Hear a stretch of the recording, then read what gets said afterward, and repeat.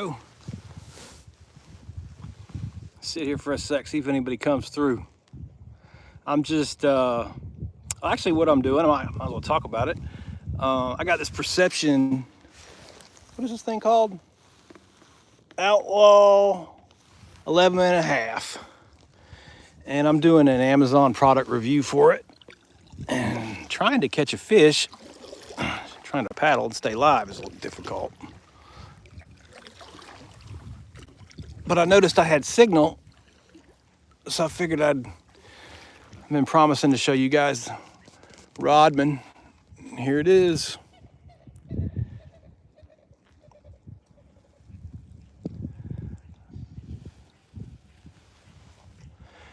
It's nice today. It's a little windy, but I do like this kayak. I can stand up in it. And it goes into any truck. Actually, I put it in the back of the, I put it in the back of the ATV. Got a bed extender. Just lay it in the back there, strap it down, haul it where I want. Hey, what's up, man? Whoever you are. Glad somebody came aboard. I'm just fishing, taking a break, going live, seeing if I can go live from the lake down here, and it looks like it works. Some days it doesn't, some days it does.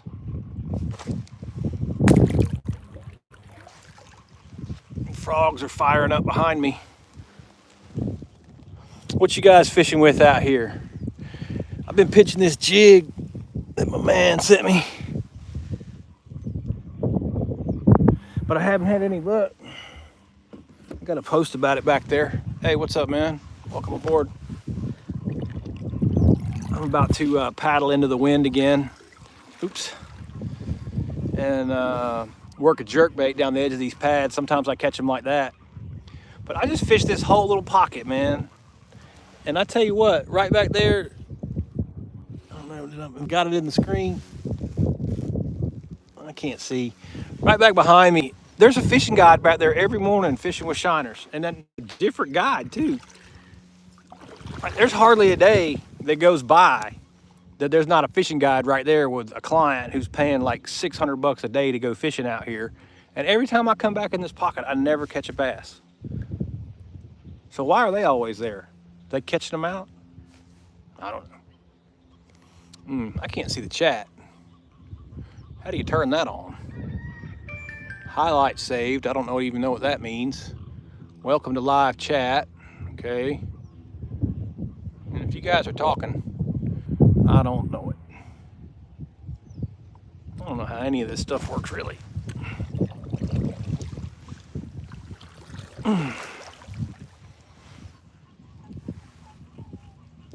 So I just pitched that jig all down the edge of these pads. Like I was talking to Captain Matt the other day, man. Everything out here looks like there's a 10-pound bass. Like, look right there. You think there's not a 10-pound bass right there? There's not. I just fished it. Or maybe he's there and he's not biting. I don't know.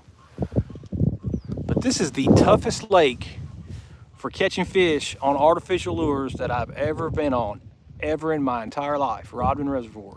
If you can catch a bass on artificials out here, you are the man.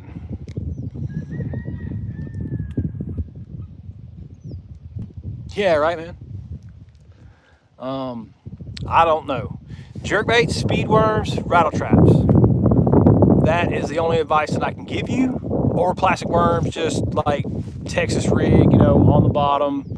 I've seen guys catch them on jigs out here. But I tell you what, boys, I have struggled out here to produce consistent strikes for a year now. And I haven't fished hard though. I've been working harder on the page, really. Doesn't it, Philip? Look at this in front of me right here, dude. Look at that. I just flipped the jig all through here. All this. Are you telling me there's no bass right there? Really? There's not a bass right there. I fished it, and back in that pocket, see how it cuts in that little pocket? I'm getting blown right into it. That just did the wind's blowing me this way. You don't even have to paddle or anything. You just get in the right spot and just pitch this edge, you know, just like this. I just sat here just like that, and I'll be Big zero. That's all right.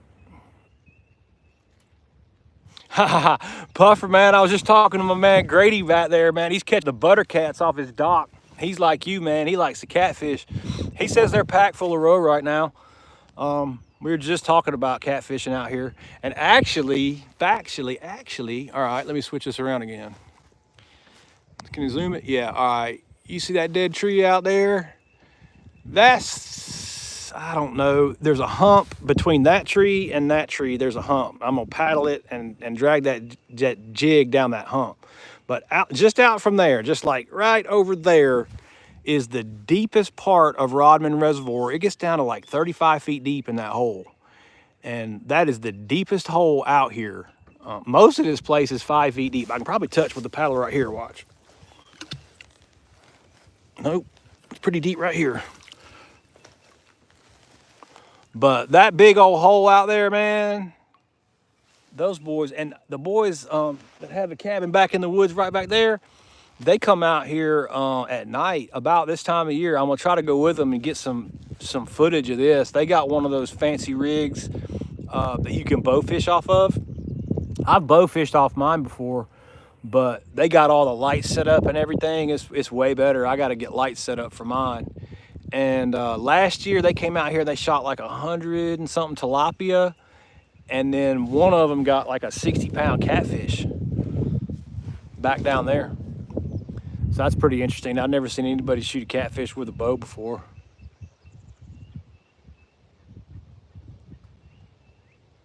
Oh yeah, man, I like catfish. They're cool. I've grown lots of good channel cats before in people's ponds. That's pretty fun. I'm losing equipment. I'm trying not to make sure I don't lose anything. I got stuff laying everywhere. But yeah, channel cats are a lot of fun, especially for the kids. You get them on a feeder, they'll get to about 6 or 7 pounds in a couple years on a feeder. And then it's just crazy. Check this out. There's no bass right there, boys. None. Look at that pocket right there. Tell me there's no bass in there. I know what is in there is some tilapia bed in there. They were thumping around a minute ago. And I wonder too, if the tilapia bedding, does that, like, do they run the bass off and the bass are out there in the deeper water? Would make sense, I guess. Didn't like them. Yeah. I've had that experience, man. Like, I think a lot of like off flavor has to do with where you're fishing and what the fish are eating. Because I've had catfish that are that way too. Like, I've had catfish that tasted great. I've had a catfish that tastes like mud, you know. I think it has to do with time of year and what they're eating, mostly. Because I've noticed it with like every kind of fish. Bass, bluegill, cat. All right, I'm back. This thing looked frozen to me for a minute. I'm in Florida, dude. Central Florida. This is Rodman Reservoir in Central Florida. I'm between, not quite exactly between Gainesville and Daytona, about in the middle. A lot of good bass fishing lakes around here. And that's why I moved down here. This is like right up through the woods, right up through there. There's some private homes along the lake right here. But this, so the other side of that is the Ocala National Forest back there. And actually, you can go see Mickey Mouse through the forest. You'll literally be in Orlando. The forest is so big. Going that way. Going that way, I believe. It's huge. What's up, John? Skunked yesterday. I'm skunking today, man. Actually, what I'm doing is I'm reviewing this kayak for Amazon. This Perception. I've had a couple Perceptions. I really like this one. It goes right in the back of the truck. It's stable. I can stand up in it, although I don't stand up in it much. This seat is pretty cool too, man. You can undo it and take it out and have like a seat, like a camp seat. So I thought that was a smart idea. And I'm working that into the video. But I've had a couple Perception kayaks before just to throw in the back of the truck, and Those guys, oh man, those must be striper over there. That ain't bass. That ain't bass, whatever's doing that. I can't get to them, but I can see them for a second. Anyway, the perception guys are cool, man. They respond on social media and stuff. Like sometimes you'll tag people and they won't even bother to acknowledge that you did it. I think that's kind of rude. I try to help everyone. Gators? Oh, dude, there's gators. Oh, they're gators. We got Godzilla at the end of the dock over there, man. Right over there. He's longer than this kayak. You don't want none of him. Hopefully he doesn't come over here and mess with me. Yeah, there's gators out the wazoo in this place. He could tail slap me like a orca if he wanted to. He's so big. It's too cool right now, I think, probably for them. Gators don't get fired up till the water temperature gets above, I think it's 70 degrees. They shut down pretty quick. I don't think that water's quite 70 yet, so their appetite isn't fired up, them being cold-blooded. But yeah, you can find a big lizard out here.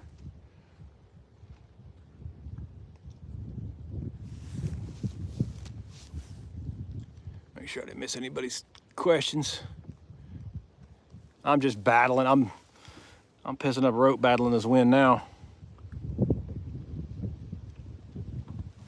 But right over there, somebody caught a 12-pound bass off Grady's dock one time and made the mistake of taking the picture and leaving it's an old pontoon boat is what it is.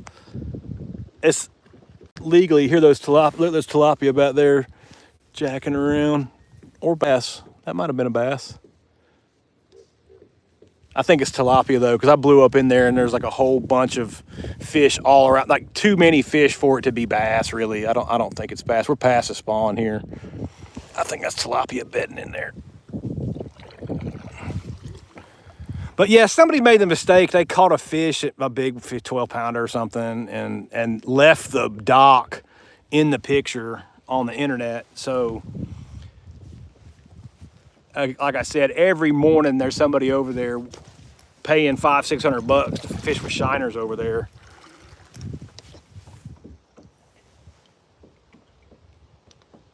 Where am I from? I'm actually from Georgia. I was born in Atlanta, Georgia, but moved all around Georgia. Never really lived in one town too terribly long. Went to the University of Georgia, and then got an opportunity to move down here. They went nuts in the old town I used to live in, Commerce, Georgia. They built a battery plant, and property value went through the roof. So I bought a place down here where where there's more places to fish. It's an hour to the coast, and I just live up the hill, 1,500 feet. I'm not on the water. I don't have that kind of money. But actually, there's no houses on the water here. They're back up off of it, most of the places. There's like weird rules and stuff because it's a national forest. Scotland. What's up, Fast Buck from Scotland? Welcome. Here's Florida, man. That's what we got going in Central Florida right now. Yeah, I went to Valdosta State first couple years of college in South Georgia. Oh, you currently in Atlanta? Let's see, man. Where's some good spots to fish in Atlanta? Down there, man, now I can't think of the name of it now that you've asked it. Shoot. It's the Chattahoochee River where it turns into a lake down there. What's that place called, Philip, if you're still here? Bull Slough? I think it's called Bull Slough. They catch some big bass down there. Shock some big bass down there. Another biologists that work down there. That's a good spot. If you like,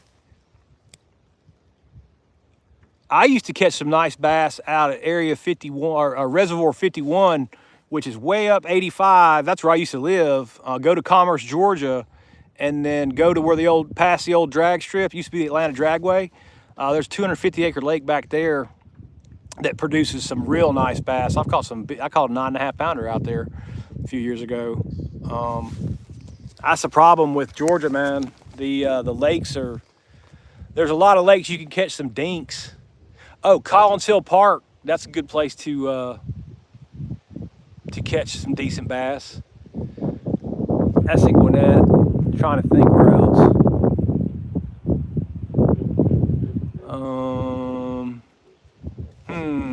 If it comes to me, I'll throw another name out there. Of course, any of the big lakes, like Lake Lanier's spotted bass fishery and stripe are fun. That's a fun place to fish. But, you know, it's not really a largemouth fishery anymore. The spotted bass, you know, displaced most of the largemouths out there. You can catch largemouths at Lanier, but you better be good at it, and you're usually in the river, kind of where the river's coming in up there. There's actually 2 rivers that come into Lanier. Carter's Lake, that's a good place to catch. Actually, no, we just passed it. Carter's Lake, you can catch walleye in Carter's Lake.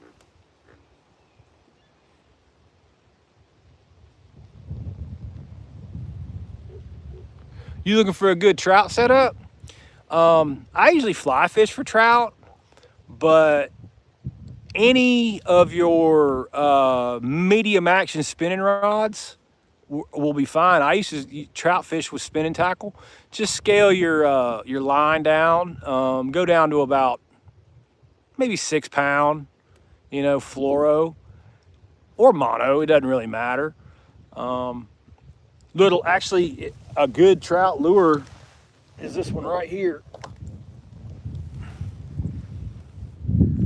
These little 110 juniors on the Chattahoochee River, man.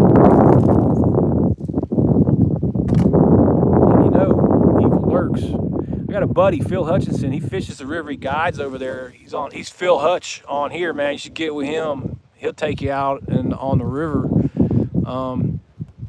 He took me out and we destroyed him on the Chattahoochee River, but he knows just how to do it. I'm not going to give up all his secrets up. But there's some big brown trout in the Chattahoochee River.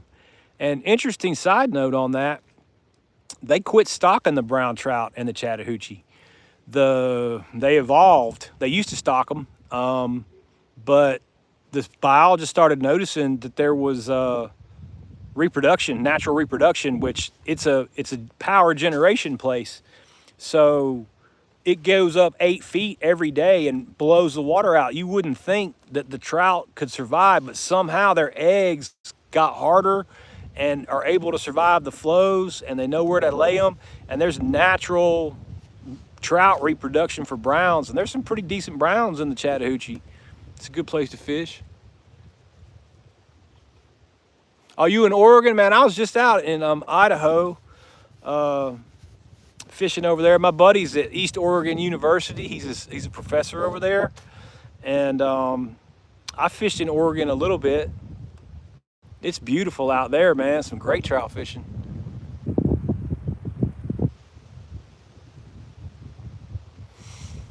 That's a good question, Caleb. He's asking on the cold weather patterns, does it push the fish around? And I think it does, yeah. It certainly shuts them down here. Florida bass are the worst about weather. Like if you get weather, any kind of weather, like if I come out here and have a day, it's usually on a jerkbait, the one that I've got tied on right now.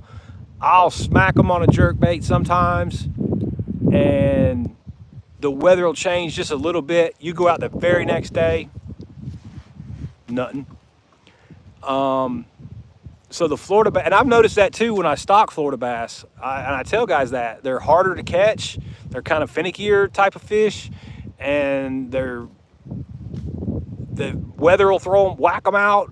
They'll actually die. Floridas will die if it gets too cold. They're warm water bass. That's what makes them Floridas. Largemouth, yeah. So we don't have any smallmouth around here, man. It's too cold or too warm. It's not cold enough. I've caught a few smallies. They're pretty fun. But I'm with you, man. I grew up catching largemouth in ponds in Georgia, so I kind of gravitate towards getting skunked bass fishing out here. I'm surprised we haven't seen a manatee come by. There's been a bunch. I'll get a video if I do. I got a manatee on the live scope last year with its baby. That was pretty cool. I wish I'd have recorded that better. I put it on live and it's got buried back there somewhere.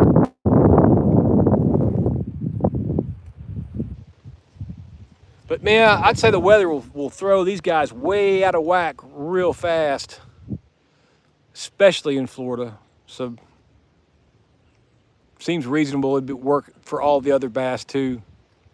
I know they taught us in school the only measurable, like they tested for like in lakes, not tidally influenced waters, or lakes where they open the dam and they start current.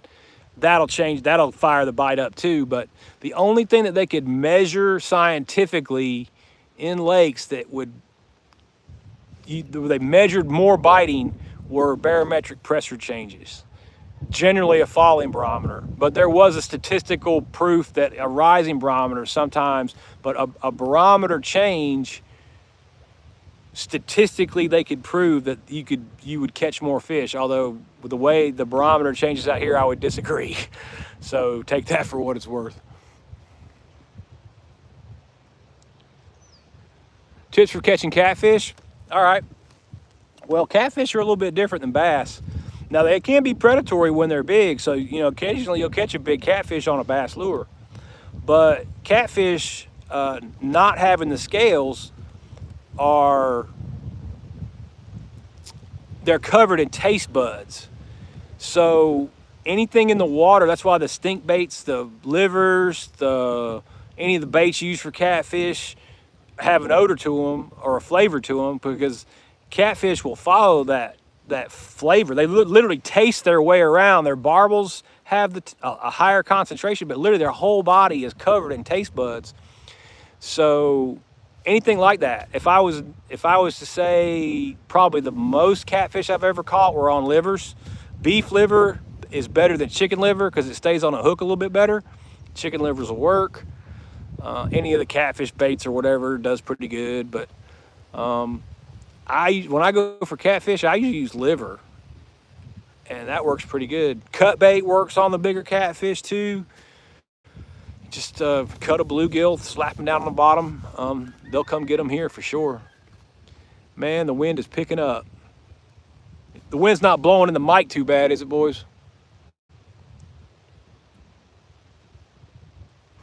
Yeah, it's hard to catch them on lures. Like I said, I'll catch a few time to time. You'll pick one up. You'll also see too in those ponds where you got catfish on a feeder. I appreciate you, TJ. Thank you. Yeah, that's a good point, Philip. Shrimp working pretty good. Yep, I forgot about shrimp. That is a pretty good bait for catfish too. Anything that stinks, man, can't go wrong.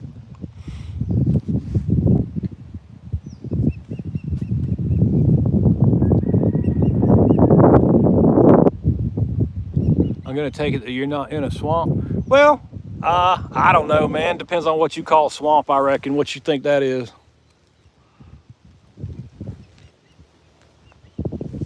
Looks swampish. Now you want to get some good swamp, you just go right across over there. This is a 10,000 acre man-made reservoir here. It's called Rodman Reservoir. I have not fished the Mississippi River.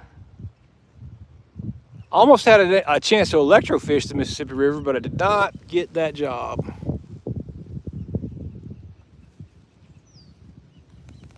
But yeah, you can find some good swamps just a few miles that direction.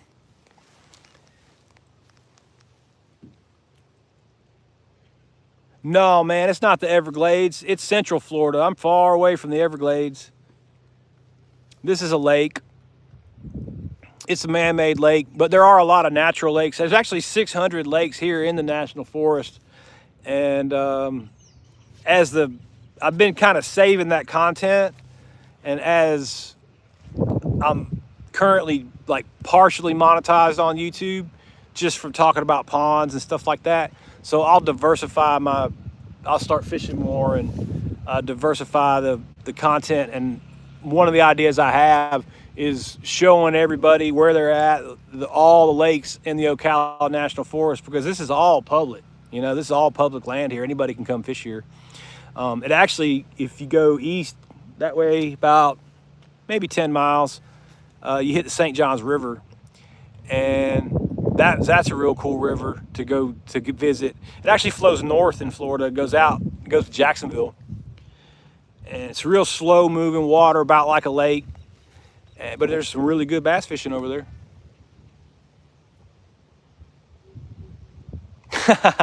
Yeah, I don't know what I did either, man. But I'm glad there's some traffic. Thanks, Philip. I appreciate you. Oh, TJ, it certainly does look like Everglades. It doesn't change much. Starting about this part of Florida going south, it's looks like this.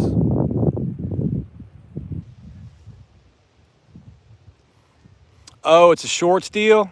That's cool, man.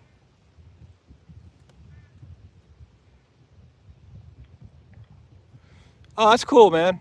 Thanks, Fowl. Appreciate you.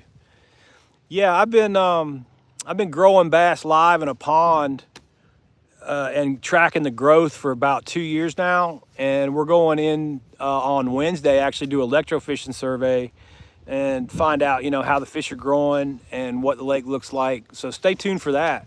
Wednesday, I'll go live from the pond that I've been managing live here, and it's called Sugar Hill Outdoors, and I've got a playlist in there. So if you're interested, you can get caught up on, growing bass in ponds, and then I like to use that information to help guys understand, regulations in bigger lakes, and also I help guys manage ponds. We have subscriptions. If you got a pond, I can help you manage it. Pretty much from the phone. It's $5 a month, and yeah, it works really good, man. It's I've been able to reach a lot of people and help a lot of people unrestricted, with the use of the internet. So that's been cool. Yeah, I've been making a little bit of money on YouTube, man. Sure have. Like I said, it's just been within literally like a week. But I've been working on YouTube real hard. It's hard to get monetized, you got to grind at it. Definitely. Definitely, Twitch, go fishing, man. 8 folks in here. See, that's interesting, man. I didn't really realize this thing went to reels.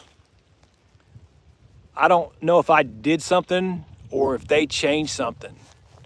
I'm older, man. I'm 51. I didn't grow up with all this technology, so I'm learning, Let me make sure I didn't miss anybody's questions. Yeah, Fowl, there's gators here. We got Godzilla in here, boy. He don't play. I saw him, he rolled something, must have been a deer or something. I heard it happen. You should hear him, man. You ever heard a gator drum? They make this weird vibrating, like the water vibrates all around them. Somehow they vibrate the water. I was fishing like this, man, and it was like right over there. It did it. It scared me to death. That's right. Thank you, TJ. I appreciate it, man. I really do. It is a grind. It really is. But I've enjoyed it, man. I never even anticipated it, getting this far. I don't know, just kept moving forward, and it happened, I got monetized. I'm monetized everywhere, actually. Facebook, Instagram, YouTube, and Amazon. I've got an Amazon storefront with pond supplies and stuff. I've been working on product reviews. Actually, that's what I'm doing today. I was talking about that earlier. I'm reviewing this Perception Outlaw. Yeah, I gotta get the name right. Outlaw 11.5. I've really enjoyed this little yak, boys. It has been, and I've done pretty good on this bait right here, this Spro trap out here. Can't go wrong with rattle traps in Florida, any kind of trap. But this is pretty much just, yeah, gator meat can get tough quick. You need to eat the small ones. I think most of them at the restaurants and stuff, they are farm raised. I don't think they catch them in the wild. There is a gator season out here. The boys come out here and catch them. If I can get on the boat and get some footage, I definitely would like to roll some content on that. And like I said, the bow fishing, that's pretty cool. Roll some content on that. They really don't bother you, man. I was saying though, the water temperature is not over 70 degrees right now, so I'm pretty safe. Gators shut down. I was on Mossio Gamekeepers podcast, and if you go check that out, I'm number 41 podcast if you're interested. But there's also right around that time there was a guy on there, a biologist about gators, and after watching him, I've learned that the gators just kind of shut their feeding down at 70 degrees of water. It's got to be really warm. And this water's not even quite 70, so they haven't fired up. I haven't seen too many yet, but just wait. And it may be 1 week, 2 weeks, once this colder weather moves away, they'll be out. They'll be swimming all in here. Hey, thanks, David. Appreciate you. Appreciate you, Ethan.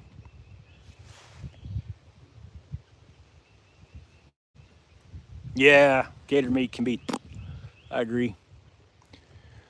Well, this turned into a half an hour. I appreciate it, boys. How many do we got in here now? 12? If you guys have any pond questions or biology questions, I'll be glad to answer them real quick. But I'm going to switch off. The wind is picking up, and it's going to make it hard to paddle. Oh, what am I throwing?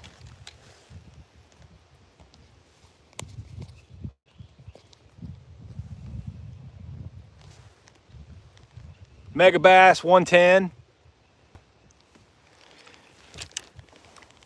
And one of the kids that follows my page sent me this jig, Lake Country Lunkers, East Texas, Blake. I've got that Bellows Gill 3.8 as a trailer on that black and blue jig, and I've been pitching that jig all in through here this morning and not catching crap. But that's just because these Florida fish are finicky. But really appreciate Blake at Lake Country Lunkers for his contribution to my page. Yeah, man, that's a nice bait. And also got to mention G-Crack, man, because those dudes are super cool. If you guys don't know about the Bellows Gills, here, let me set it right here so I can get to it. This comes in anywhere. This is the 3.8. You can see how big it is. I'm going to put my hand next to it like that. It's a bluegill imitation. Oops, sorry. I wasn't really prepared to do a lure. There we go. It's like pleated. I put the 5.8. I've got a lure review on this lure on my page. I use the 5.8 inch bait on a 7/0 flashy swimmer by Owner, or the 6 Cents makes a nice flashy, like a underspin blade, and I'll literally rig it sideways like this on that swim bait and creep it along the bottom like a jig, swim it, slow roll it because it's got a blade to it, pop it under the surface, let it fall vertically. It's a real versatile lure, and I've had a lot of success on G-Crack. So much those boys started sending me lures, and they got me into iCast last year too. So always got to make a G-Crack shout out. Those guys are cool.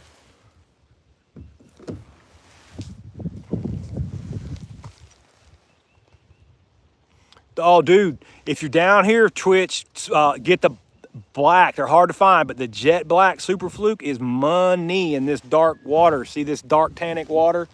See if I can give you an idea. It looks like it's pretty clear right now, actually, but this water kind of looks like coffee or tea, you know? Michigan, what's up, Michigan? Well, this is Central Florida, man. This is Rodman Reservoir in Central Florida.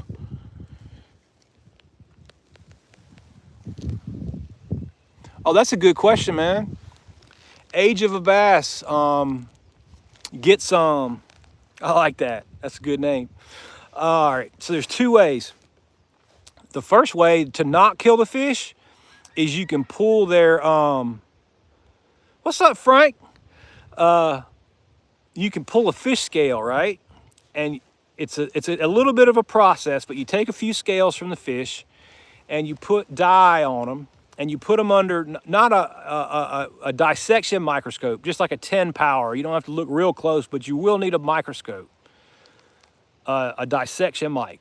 So you put them down there, and then the scales of the fish will lay down growth rings just like a tree.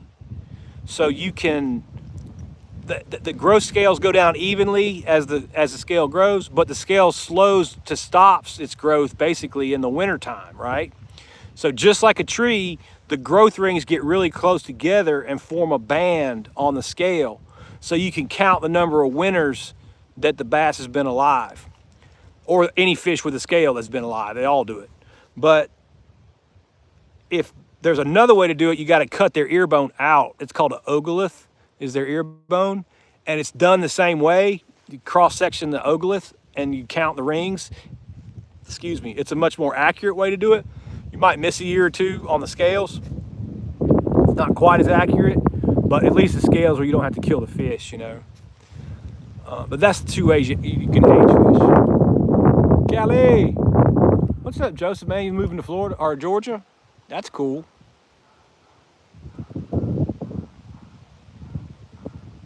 Yeah, I'm fishing. Well, I'm getting skunked. What I started doing was reviewing this kayak for Amazon influencer page. And I pitched a jig all down through here twice this morning and didn't get any bites. Midwest, what's up?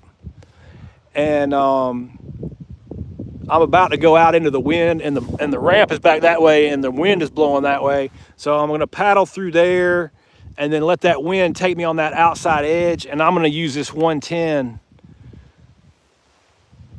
That's that Mega Bass 110 jerkbait. That thing, I like those a lot. And I've had good success on that lure out here. So I'm gonna get blown back there pretty quickly. I don't have my drag chain with me today, but it was dead calm, and now it's gusting 15 miles an hour. If it's messing up the mic, I apologize. Kayak is perfect, dude. Highly recommend this little 11-footer. Less than $1,000. I can stand up in it. Goes in the back of any truck. Actually, I put it in the back of the quad, little tailgate of that with a bed extender and strap it to that. Super lightweight. I can pick it up. This chair, actually, let me flip it around. This chair unbuckles right here and right here, and then you can just use it like a camping chair. So you can take it out and use it as a regular chair, which I thought was really smart. No complaints about this little boat at all. Perception's been real kind to the page too, man. Been engaging and helped me promote my page. So in turn I do the same for them. But now I get a little bit of a cut. If somebody watches my video on Amazon, I'll get a cut of those sales. And shout out to the Amazon influencer program, man. That's really, opened up a lot of opportunity for me to be, make more money from this than just, watch time hours. Yeah, if you take a piece of a rope and put it depends on the size of the chain, but like a logging chain, you only need about 3 feet of it. And you can just throw it out the back of the kayak, and it'll pull you. You'll still blow, but that chain kind of acts like a half an anchor and slows you way down.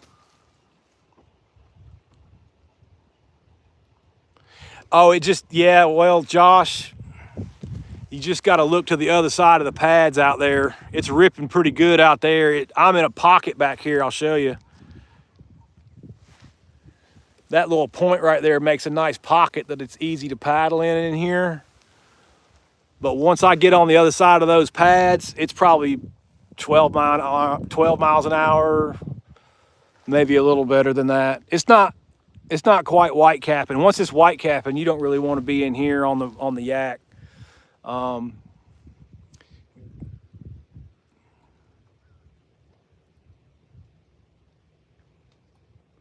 Yeah, that's true.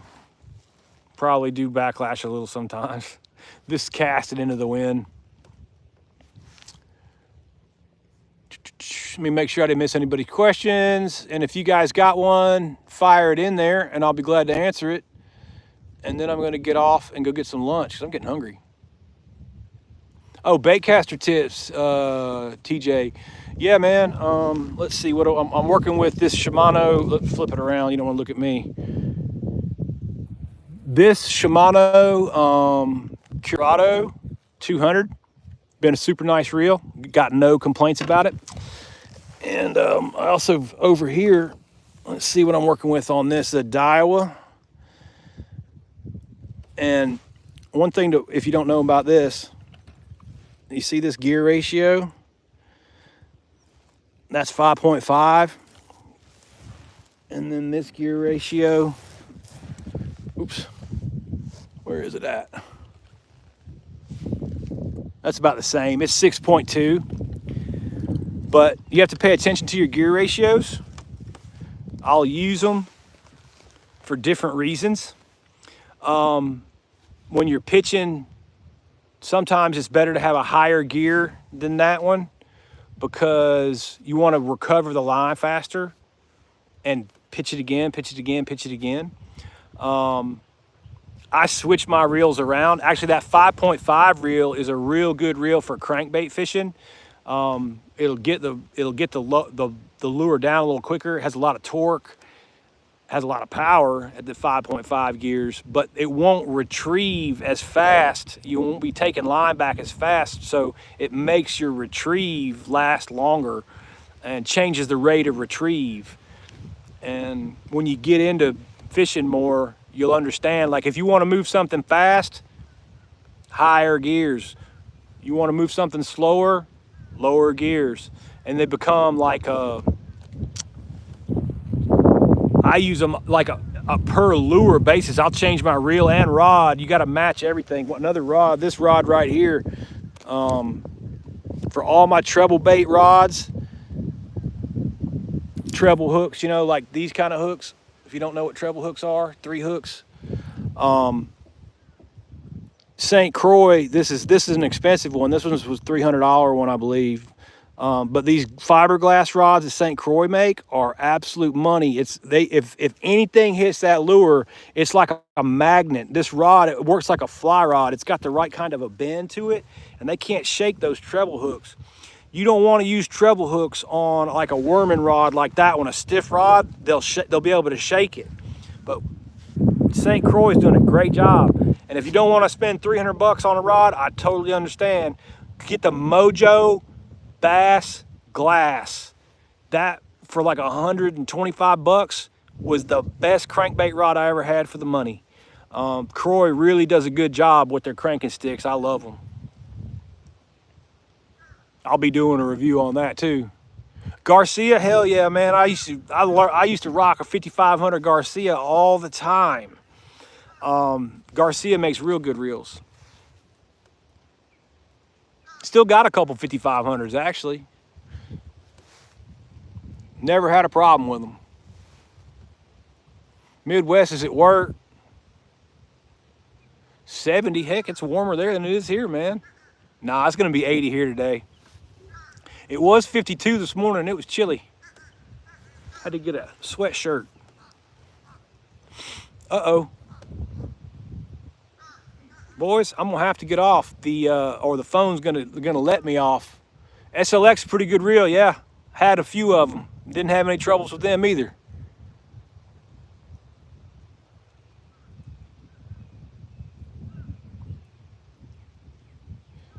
It's just Frank again.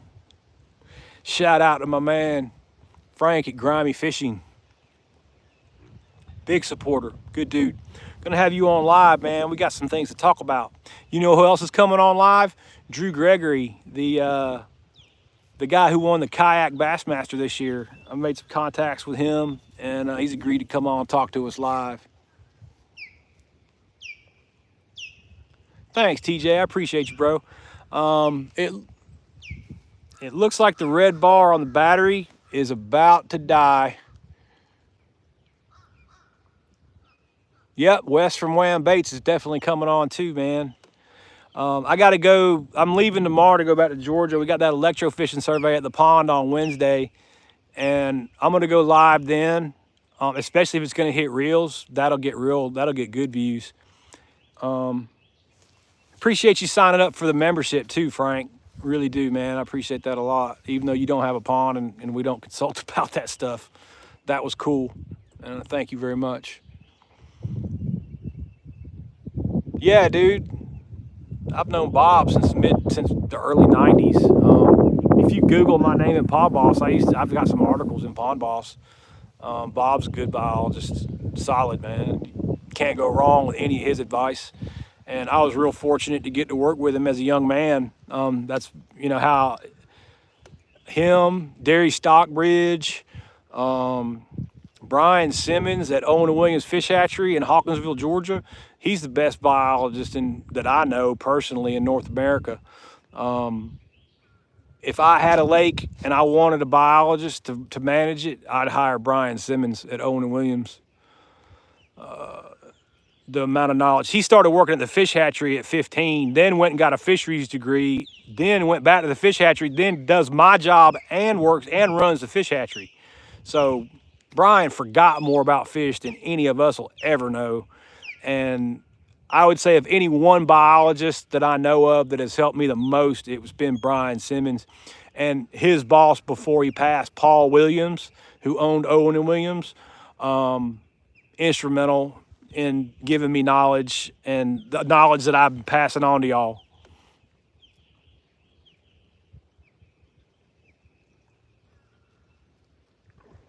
All right, Frank, I will. Appreciate it, TJ. Thanks, guys. Appreciate you. I'm gonna get off before the phone. It's kicking off on me. I'm gonna die. But I appreciate y'all. I'll